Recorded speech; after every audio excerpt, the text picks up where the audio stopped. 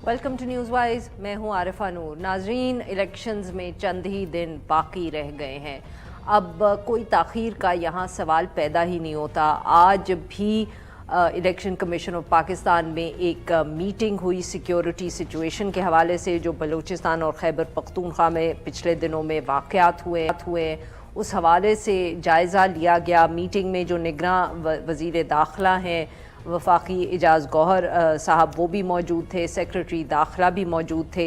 इजलास के बाद गुफ्तगू में एक दफ़े फिर निगरान हुकूमत के जो मेंबर्स हैं उन्होंने ये कंफर्म किया कि इलेक्शन जो है 8 फरवरी को ही हो रहे हैं।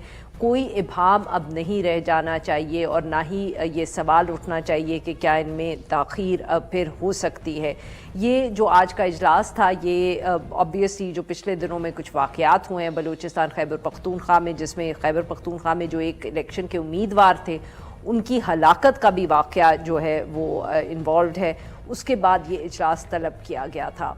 अब जबकि इलेक्शंस इतने करीब हैं तो हम भी कोशिश कर रहे हैं कि प्रोग्राम में हम आपको डिस्कस करें डिस्ट्रिक्ट्स जहां इलेक्शंस ड्यू हैं और वहां किस पार्टी या किस उम्मीदवार की जो सूरत हाल है या पोजीशन है वो बेहतर है।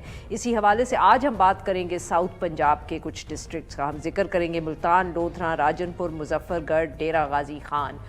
साउथ पंजाब बहुत अहम है। सारे सिचुएशन में बात होती है बार बार कि पंजाब में जो भी जीतता है वफाक में हुकूमत उसी की होती है। हम इसको ज़्यादा नैरो डाउन भी कर सकते हैं और हम ये भी कह सकते हैं कि जो जनूबी पंजाब में जीतता है अमूमन हुकूमत भी सेंटर में उन्हीं की बनती है। 2002 में ये जो एरिया था यहाँ PMLQ ने डोमिनेट किया, 2008 में PMLN ने पाकिस्तान पीपल्स पार्टी ने, 2013 में PMLN ने और 2018 में पाकिस्तान तहरीक इंसाफ ने यहाँ से अच्छी पोजीशन हासिल की थी।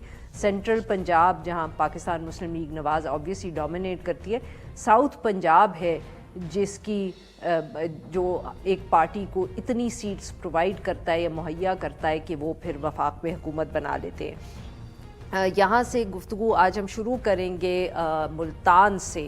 हमारे साथ मौजूद हैं साउथ पंजाब की डिस्ट्रिक्ट्स डिस्कस करने के लिए इमरान गबोल साहब, आइंदा हैं, डॉन अखबार मुल्तान से बेस्ड हैं ये, और हमें ज्वाइन किया कुंवर फ़हीम साहब ने, ये भी डॉन अखबार से वाबस्ता है, राजनपुर से हमें ज्वाइन कर रहे हैं। सर मैं यहाँ क्योंकि फ़हीम साहब भी हमारे साथ मौजूद हैं और वो राजनपुर को देख रहे हैं, तो अगर थोड़ा सा हम उनको भी गुफ्तगू में शामिल कर लें। जी फ़हीम साहब, अगर राजनपुर के एक सीट पे हम बात कर लें, राजनपुर NA 187 आतिफ अली खान साहब हैं पाकिस्तान तहरीक इंसाफ से वाबस्ता, दूसरी तरफ अमार अहमद खान लगारी साहब हैं पाकिस्तान मुस्लिम लीग नवाज़ की तरफ से, और ये आप इधर कॉन्टेस्ट कैसे देख रहे हैं? जी मैडम, यहाँ पे सिचुएशन ये है कि ओवरऑल तो जो मेरा तजज़िये के मुताबिक, क्योंकि मैंने पूरे डिस्ट्रिक्ट को विजिट किया है, तो नून लीग का पलड़ा भारी है। वजह क्या है कि वो जो कैंडिडेट जिन्होंने PTI से स्टैंड किया था उनको हिस्सा नहीं लेना दिया गया। और जो इसमें जो मेन है सरदार नसरुल्लाह दरीशक, जो कि 70 की दिहाई से इस वक्त तक इलेक्शन लड़ते और जीतते आ रहे थे। वो चीफ वेब जो है सूबाई असम्बली भी रह चुके हैं, वजीर खुराक, वजीर कानून तक वो रह चुके हैं। उनको जो है इस वक्त इलेक्शन में हिस्सा लेने नहीं दिया गया, ना वो बल्कि उनके हसनैन बहादुर दरीशक उनके जो बेटे हैं, जबकि अली रजा दरीशक, उनको भी हिस्सा लेने दिया गया। तो मैदान जो है साफ है। जो आतिफ दरीशक ये DG खान से अब राजनपुर आए हैं, तो इन्होंने मूव किया, और साथ अहमद अली दरीशक। ये सिचुएशन एक सीट की नहीं है, दो सीट जो NA की है, जिसमें 187 188 पे यही सेम सिचुएशन है, जबकि 187 पर जो है मुकाबला है जिसमें रियाज मजारी और सिर्फ शमशेर मजारी के माबैन, जो कि PTI के हिमायत याफ्ता भी हैं और साथ ही वो आजाद हैसियत से हैं। तो वहां पे पाकिस्तान मुस्लिम लीग नून को मुकाबले का सामना है। अच्छा, मैं यहाँ पे थोड़ी सी सियासत हमारे DG खान क्योंकि डिवीजन की डिस्कस करता चलूं कि DG खान डिवीजन राजनपुर और तोसा तक लगा लें तो यहाँ पर इन सरदारों का राज है, जिसमें ये ट्राइब शामिल है, जिसमें गुरचानी, मजारी, दरीशक, लगारी और ये इस तरीके से खोसा बिरादरी के। तो इन ट्राइब में से जो ये सरदार हैं वो जिस पार्टी को ज्वाइन करते हैं वही पार्टी यहाँ पर बरसरे इक़्तिदार होती है। इसी तरीके से जो लास्ट इलेक्शन लगा ले, तो जब इन्होंने PTI में शमूलियत की तो PTI ने यहाँ से क्लीन स्वीप किया। उससे पहले नून लीग में शमूलियत की तो नून लीग ने क्लीन स्वीप किया। पीपल्स पार्टी ने भी यहाँ पर शख्सी वोट है, पार्टी का जो वोट है वो 10%, 20% से 30% है, इससे ज्यादा यहाँ पर पार्टी का वोट नहीं। अब अगर आप बात कर ले ओवरऑल जिले की, तो यहाँ जिले के अंदर आप ये देख लें कि 3 सीटें हैं। साबिक डिप्टी स्पीकर जो कि पंजाब असेंबली थे, शेर अली गुरचानी, नून लीग के दौरे हुकूमत में, उनको और उनके वालिद समेत 2 भाइयों को, यानी कि पीपी की 3 टिकटें उनको एट अ टाइम मिल चुकी है, और तीनों वो विनिंग पोजीशन में, क्योंकि उनके मुकाबले में कोई ऐसा उम्मीदवार ही अब नहीं है, नहीं छोड़ा गया कि जो उनके मुकाबले में आ सके। तो अब मिर्जा, इस तरीके से अगर हम शेरली गुरचानी का मुकाबला करवा लें तो पीटीआई के जो मैत याफ्ता है मिर्जा शहजाद हुमायूं है, जबकि उनसे ज्यादा पीपीपी की जो शाजिया आबिद है वो शायद वोट ज्यादा ले जाए। तो खामोश वोटर उस दिन क्या कर लेगा वो तो उसके बाद ही पता चलेगा। अगर मैं ओवरऑल जिले की बात कर लूं तो हमारे जिले के यहाँ पे तकरीबन 11,40,000 के करीब वोटर्स हैं, जिसमें 6 लाख मर्द हैं, खवातीन हैं, और जबकि 667 जो है हमारे पोलिंग स्टेशन है। 104 आजाद। नाजरीन यहाँ पे लेते हैं हम एक ब्रेक और एक से वापस आएंगे अपने मेहमान। वेलकम बैक नाजरीन। अब हम बात करेंगे डेरा गाजी खान के हवाले से। डेरा गाजी खान में 3 सीट्स हैं, NA 184, NA 185 और NA 186, और यहाँ से ऑब्वियसली पाकिस्तान तहरीक इंसाफ से जो वाबस्ता जरताज गुल साहिबा पिछली दफ़े भी इलेक्शन जीती थी, वो इस दफ़े भी मैदान में हैं। और इस पे अब हम बात करेंगे फ़हीम साहब से। जी फ़हीम साहब, डेरा गाजी खान में सर अगर हम पहले जरताज गुल साहिबा वाली सीट डिस्कस कर लें, उनके सामने पाकिस्तान पीपल्स पार्टी से सरदार दोस्त मोहम्मद खोसा कंटेस्ट कर रहे हैं इलेक्शन। जी बिल्कुल, साथ ये तो है पीपल्स पार्टी की तरफ से उन्होंने हिस्सा लिया है, साथ ही जो इसमें आजाद उम्मीदवार है सरदार महमूद कादिर लगारी, उनके और जरताज गुल के माबैन मुकाबला है। अच्छा, जरताज गुल की वीक पोजीशन वही सूरत हाल है कि 2 दिन पहले जब वो बाहर निकली हैं तो उसके बाद उनकी रैली को रोका गया, तो ये सिचुएशन जो है जिसकी वजह से उनकी पोजीशन थोड़ी सी डाउन नजर आ रही है, क्योंकि उनको लोगों में जाने की अभी इजाजत नहीं दी जा रही। तो इस वजह से साथ ही अगर इनकी पोजीशन की बात कर ले, अगर खामोश वोटर हमारे इलाके से निकल आता है, क्योंकि जो सिटी एरिया से जो के पीटीआई के वोटर्स हैं वो अगर निकल आते तो उस सिचुएशन में जरताज गुल इफेक्ट कर सकती है।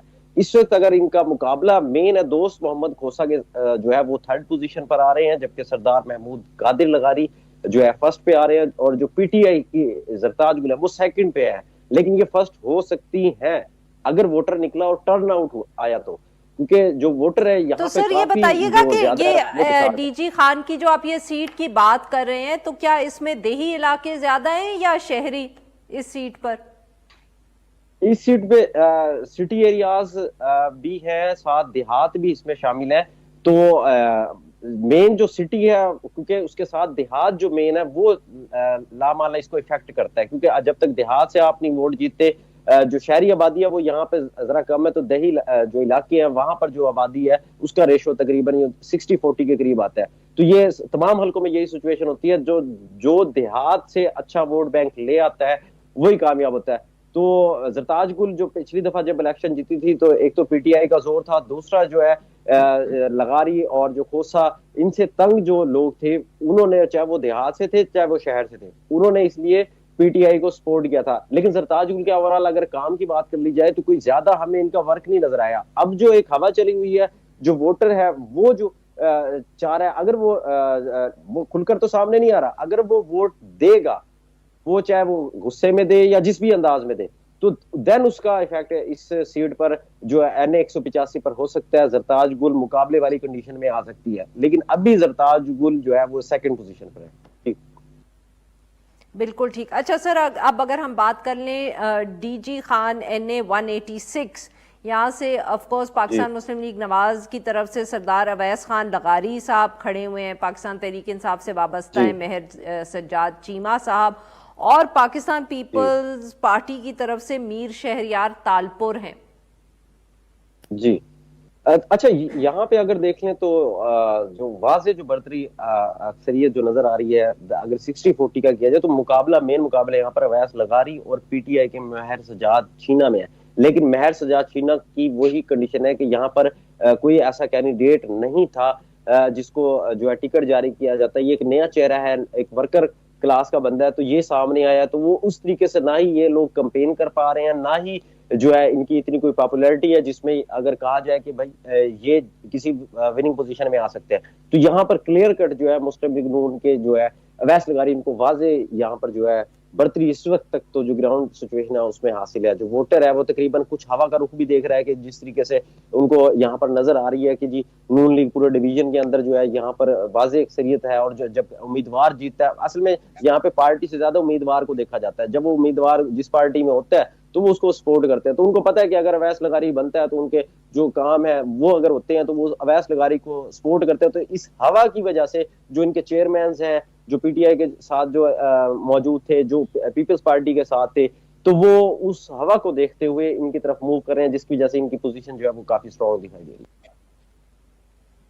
और सर अब हम डीजी खान 184 की बात करेंगे। यहाँ अली मोहम्मद खलूल साहब हैं, पाकिस्तान तहरीक इंसाफ से इनकी वाबस्तगी है। मुस्लिम लीग नवाज की तरफ से अब्दुल कादिर खान खोसा साहब जी, और साथ इसके अंदर ये आजाद हैसियत से हैं साबिक गवर्नर पंजाब जुल्फकार खोसा।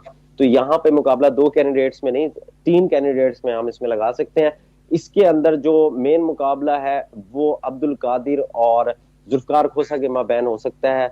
जो अगर हम ओवरऑल रेशो की बात कर लें तो तकरीबन अब्दुल कादिर जो है वो तकरीबन 40%, और फिर आजाद जो है गवर्नर पंजाब जो साबिक जुल्फकार खोसा है, क्योंकि उनका ट्राइब भी थोड़ा सा इससे मुल्क होता है, तो उनका भी 30% के करीब, 20% जो है पीटीआई की जो अवामी राय है। क्योंकि मैंने अवाम के अंदर जाके मैंने टोटल यहाँ पे जब सर्वे किया है वोटर से, डोर टू डोर कोशिश की है बात करने की, तो उस दौरान जो वोटर है, जो पीटीआई का खासतौर पर वोटर है, मैडम सबसे पहले तो ये बता दूं कि वो बताने को तैयार नहीं है। वो खामोशी से वो कहता है जी इलेक्शन डे पे हम बताएंगे।